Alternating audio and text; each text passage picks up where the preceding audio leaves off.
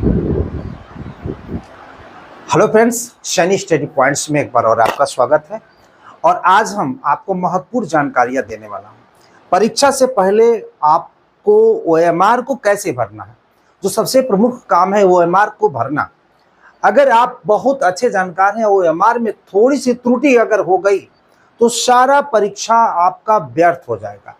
कुछ हमने ट्रिक लेकर के आए हैं, यानी आपको परीक्षा देने से पहले जब आप प्रवेश पत्र आप डाउनलोड करें तो पूरा प्रवेश पत्र डाउनलोड करें। बहुत सारे छात्र क्या करते हैं कि फ्रंट का प्रवेश पत्र डाउनलोड कर लेते हैं और पूरा जो 2 पेज 3 पेज का है वो पूरा प्रवेश पत्र डाउनलोड करें। एक स्टेपल करिए और उसके सारे निर्देश को पढ़िए। रोल नंबर कहाँ भरना है, सब्जेक्ट कोड कहाँ भरना है, डिस्ट्रिक्ट कोड कहाँ भरना है, और गोले को काला कैसे करना है, इन सभी निर्देशों को अक्षरशः जब आप पालन करेंगे तो बिल्कुल आपको कहीं से कोई गलती होने की संभावना नहीं रहेगी। अब मैं बता दूं कि हमारे विद्यालय में ऐसा कोई महीना नहीं है कि कोई न कोई एग्जाम तो लग ही जाता है और बहुत सारे ऐसी समस्याएं आती है। देखिए, ये ओएमआर का प्रारूप जो आपके विषय के लिए यूपी टीजीटी के लिए जो बनाया गया है, सेम वही ओएमआर का प्रारूप है, हम लेकर के आए हैं। तो अभी मैं बताऊंगा कैसे भरना है।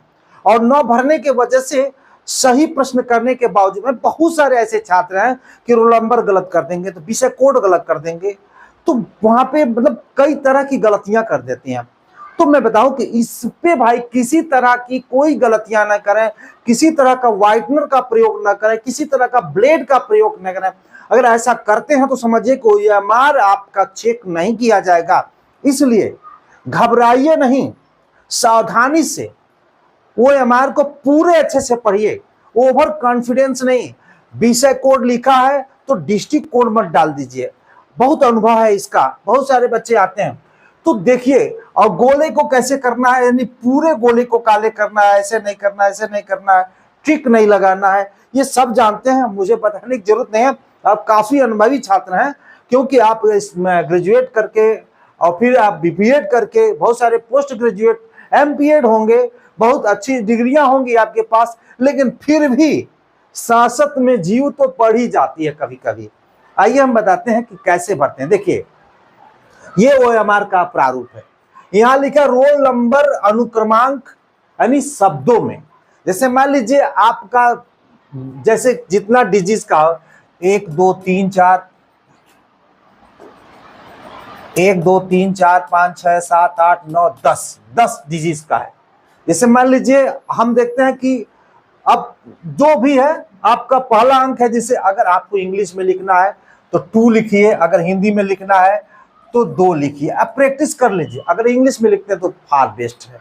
मान लीजिए तीसरा है 3 है तो यहाँ 3 लिख दिए। 5 है यहाँ पे तो 5 लिख दिया, अंग्रेजी में 5 लिख देंगे। यहाँ पे 6 है तो यहाँ पे मान लीजिए 6 लिख देंगे, अंग्रेजी में 6 लिख देंगे। यानी ये जो 10 कॉलम है, 9 है, मान लीजिए इसमें 8 है, इसमें मान लीजिए 7 है, इसमें मान लीजिए 2 है, मान लीजिए इसमें 1 है, इसमें मान लीजिए 6 है। तो ये हर कॉलम में एक एक शब्द लिख देंगे। यानी हम कह सकते हैं शब्दों में लिखना है। तो भाई आप प्रैक्टिस कर लीजिए कि मतलब 0 कैसे लिखते हैं, 6 कैसे लिखते हैं, यानी 1 से लेकर के 10 तक अंग्रेजी अगर आप जान लेते हैं तो बड़ी अच्छी बात है। ये सब कुछ इसमें भर देंगे। दूसरा है सब्जेक्ट, यानी विषय का नाम। जो भी, जैसे मान लीजिए किसी का हिस्ट्री है, किसी का ज्योग्राफी है, किसी का सोशल साइंस है। देखिए सोशल साइंस है, साइंस है, मान लीजिए स्पोर्ट यानी फिजिकल एजुकेशन है। तो यहाँ पे देखिए विषय का नाम, यहाँ देखिए कॉलम दिया है, यानी हम कह सकते हैं फिजिकल एजुकेशन है तो यहाँ पे फिजिकल एजुकेशन लिख देंगे। ये नहीं लिखा है कि कैपिटल लेटर में लिखना है कि मतलब, लेकिन आपको मैं बताऊं कि कैपिटल लेटर में लिखेंगे तो अच्छा रहेगा, क्योंकि जो मशीन है, जो स्कैनर है, वो बड़ी सरलता से पढ़ लेती है। तो प्रयास करिए कि कैपिटल लेटर में लिखें। देखिए अनुक्रमांक है, यहाँ देखिएगा अनुक्रमांक है, और यहाँ पहले अनुक्रमांक उतना ही है जितना एक खाना है।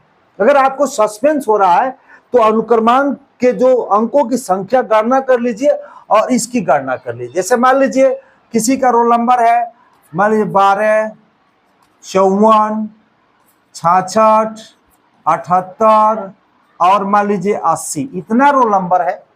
तो हर खाने में अलग अलग रोल नंबर भरेंगे। अब देखिएगा 1 है तो ये पहले 1 को काला करेंगे, सब जानते भाई, लेकिन एक बार में ये 2 है तो ये दूसरे, यानी उस अंक के नीचे हम काला करेंगे। ये 5 है तो 5 को काला करेंगे, ये 4 है तो 4 को काला करेंगे, ये 6 है तो 6 को काला करेंगे, ये 6 को काला करेंगे, ये 7 को काला करेंगे, ये 8 को काला करेंगे, ये पुनः आपका यहाँ पे है ये भी 8 को काला करेंगे, इसके बाद ये 0 को काला करेंगे। तो इस तरह से हम जो विषय रोल नंबर है अच्छे से भर लेंगे। और यहाँ पे सब्जेक्ट कोड, इसमें फिजिकल एजुकेशन है तो 10 है कोड, तो यहाँ पे हम 1 और यहाँ पे 0 लिखेंगे। अब देखिए 1 वाले को काला कर देंगे, उसके बाद फिर ये 0 वाले को काला कर देंगे, ये हो गया। अब सेंटर कोड, हर कोड अलग होगा। जैसे मान लीजिए किसी का सेंटर कोड 20 है तो यहाँ पे 2 यहाँ पे लिखेंगे और 0 यहाँ लिखेंगे, तो 2 वाले को काला कर देंगे और फिर से यहाँ पे 0 वाले को काला कर देंगे, ये हो गया। फिर से पूछता है प्रश्न पुस्तिका क्रमांक। देखिएगा OMR क्रमांक और प्रश्न पुस्तिका क्रमांक अक्सर दोनों एक ही होता है, लेकिन कुछ परीक्षाओं में अलग अलग भी हो सकता है कि कुछ डिजिट्स मिलता है, कुछ डिजिट्स नहीं मिलता है। इसका जरूर ध्यान रखिएगा। भले आपके जो इन्विजिलेटर है वो कहे कि दोनों एक है, नहीं भाई, आप खुद मिलान कर लीजिए ना। गलती किसी के मतलब किसी के कहने पे नहीं, स्वयं जांचिए कि OMR क्रमांक क्या है और बुकलेट क्रमांक क्या है। तो OMR क्रमांक यहाँ पे अच्छे से डालेंगे, जैसे मान लीजिए 23, 54, मान लीजिए 66, 78, 71। अब सेम वही प्रक्रिया है, ये 2 को काला करेंगे, फिर 23 है तो यहाँ पे इसके नीचे 3 को काला करेंगे, फिर ये 5 को काला करेंगे, इसके बाद 4 को काला करेंगे, इसके बाद आप 6 को काला करेंगे, फिर 6 है तो काला करेंगे, फिर 7 को काला करेंगे, फिर 8 को काला करेंगे, फिर 7 को काला करेंगे, फिर 1 को काला करेंगे। तो ये आपकी प्रक्रिया हो गई पूरी। अब यहाँ पे दिया है कि जो हिंदी वर्जन परीक्षार्थी हिंदी वर्जन चुने और गोले को काला करें, यस और नो करें, इसमें क्लिक करें। हिंदी वर्जन है कि इंग्लिश वर्जन है, तो इसमें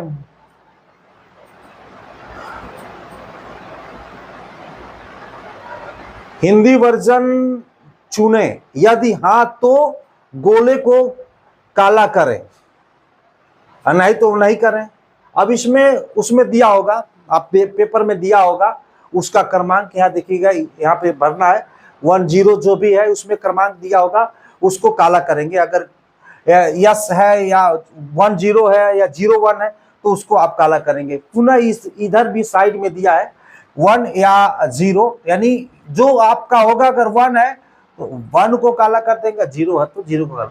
पेपर में होगा आपका, उसमें देखा होगा, पीछे दिया होगा। चूंकि हमारे पास है नहीं, हमने स्कैन करके और इसको बनाया है, तो उसके जो या OMR देखिएगा, कहीं भी कोई समस्या आ रही है तो OMR के पीछे पलट कर जरूर आप देखिए। और मैं बताऊं कि एक चीज और बता दें कि आपको समझाने के लिए मैं आपको बता रहा हूं कि जब परीक्षा हाल में आप जाएं, एग्जाम देने जाएं, तो किसी से कोई अनर्गल बातें मत करें। जब परीक्षा में बैठते हैं, मेरा जो सोच है कि एग्जाम कल है तो आज देर रात तक जो पढ़ते हैं छोड़ दीजिए, और एक दिन पहले आप सेंटर पे जाइए ताकि आप किसी स्ट्रेस में मत आइए।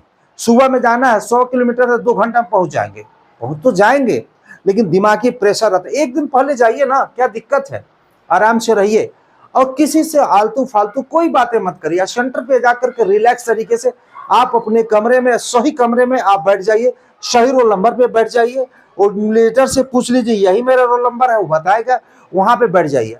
अनर्गल कोई सामग्री मत लेके जाइए ताकि आपको कोई डिस्टर्ब करे। यानी आपके पास प्रश्नपत्र हो, एक ID हो और ब्लैक या ब्लू पेन हो, प्रयास करिए कि ब्लैक पेन का ही आप प्रयोग करें। तो ये चीजें आप मतलब इसका जरूर ध्यान रखें। और दूसरी बात क्या है कि बहुत सारे ऐसे छात्र हैं कि एक प्रश्न का पहला सही है तो पहला का ये सही है तो क्या करे, ये पे काला कर, अब उसके बाद फिर प्रश्न पढ़ने लगे। ऐसा नहीं, 20 मिनट, अगर आप 15 मिनट में अगर गोले को 125 क्वेश्चन को काले कर रहे हैं तो बहुत अच्छी बात है। अगर 125 क्वेश्चन को 15 मिनट में नहीं काला कर सकते हैं तो 20 मिनट में काला कर सकते हैं ना। तो आप घड़ी लगा होगा या घड़ी ले जाने के लिए अलाउ नहीं, घड़ी हर कमरे में लगा होगा, नहीं लगा है तो आप घड़ी लगवाइए, कहिए नहीं यहाँ पे घड़ी लगाया जाए, घड़ी को मिलाया जाए, घड़ी की टाइमिंग सही किया जाए, आपका अधिकार है, आपका राइट है, आप बोल सकते हैं। और कहीं कोई असुविधा हो तो बोल सकते हैं, लेकिन उलझिए मत, अपने आप को उलझ करके वहां पे अपना माइंड डिस्टर्ब मत करिए। मतलब एक सरलता से कि सर घड़ी नहीं है, यहाँ पे घड़ी लगवा दीजिए सर, टाइम सही कर दीजिए। और नहीं तो टीचर से आप पूछ ले सर टाइमिंग, वैसे घड़ी अलाउ नहीं है, प्रश्न पत्र पे पढ़ लीजिएगा, देख लीजिएगा। तो ऐसा मत करें भाई कि दूसरा सही कर दिए, सी तो सी को काला करते हैं, तीसरा आ गया तो ये एक को काला कर, ऐसा मत करिए। हमारे हिसाब से आप 20 मिनट छोड़ दीजिए, आप 20 मिनट के पहले आप प्रश्नों को पढ़िए, प्रश्नों को पढ़िए, प्रश्नों को पढ़िए और प्रश्न को पढ़िए। जैसे मान लीजिए ये प्रश्न है, प्रश्न पूरा पढ़िए, प्रश्न क्या है पूरा पढ़िए, अधूरा प्रश्न मत पढ़िए। जैसे देखिए हमने एग्जांपल, निम्न में से कौन सा खेल रैकेट, अब समझ में रैकेट तो लगा दो बैडमिंटन पे, अरे भाई आगे देखिए, रैकेट से नहीं खेला जाता है, नहीं खेला जाता है, ध्यान रखिएगा, रैकेट से नहीं खेला जाता है। तो इसमें क्या है देखिए, बैडमिंटन भी रैकेट से, टेनिस भी, स्क्वैश भी। ये ऑप्शन सही उत्तर आपका हॉकी, यानी हॉकी जो है वो रैकेट से नहीं स्टिक से खेला जाता है। ये चीजें पूरा प्रश्न पढ़िए, पेंसिल ले लीजिए, ऐसे लगाते हुए पढ़िए, बहुत क्लियर होता भाई। ब्रेन से पढ़ना और उसको टच करके पढ़ना, दोनों में डिफरेंस आता है, ये अनुभव की बात है, दोनों में डिफरेंस आता है। तो प्रयास करिए एकदम, पेन हो या पेंसिल, पेंसिल लेके जाइए, पेंसिल से ऐसे लेकर के आप पूरा लाइन करते हुए पढ़िएगा, तो आपका वहां पे जो माइंड, जो ब्रेन है वहां पे जाता, हर शब्द को पढ़ता है। और क्या है ना, ओवर कॉन्फिडेंस में आप नहीं शब्द नहीं पढ़े और बैडमिंटन आपने लगा दिया, आपने कहा यार बड़का बैडमिंटन इसी में होता है, इसी को लगाया जाए, रैकेट इसका होता है, टेनिस जहां जिसमें भी किसी का टेनिस में आ जाए, किसी स्क्वैश में आ जाए, ये लेकिन नहीं शब्द का इस्तेमाल किया, तो हॉकी में इसका प्रयोग नहीं किया जाता है। अब देखिए जैसे मान लीजिए ये आ गया तो हमने लगा दिया, कंफर्म है।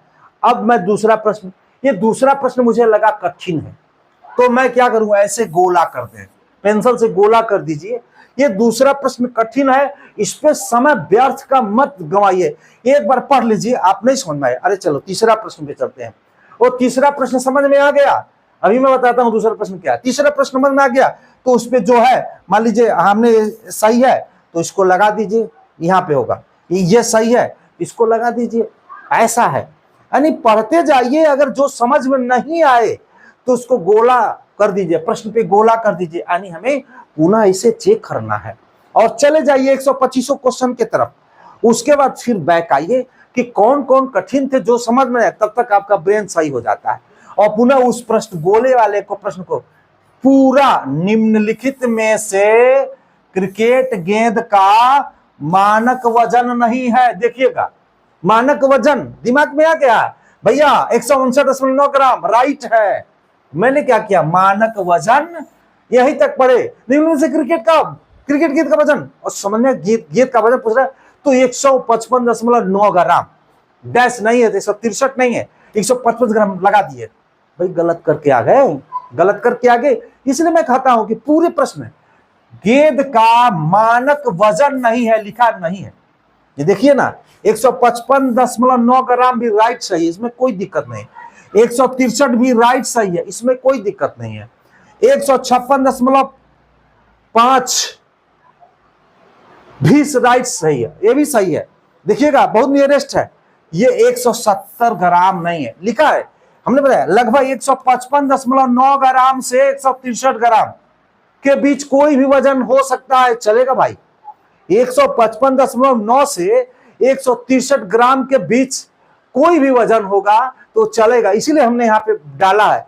170 ग्राम नहीं है, क्योंकि 163 ग्राम से अधिक होगा तो वो मान्य नहीं होगा, वो मान्य नहीं होगा। इसलिए 155.9 तो एकदम यहीं से शुरू होता है और 163 तक जाता है, तो इसके बीच में कौन कौन सा 163 भी है, ये भी सही है।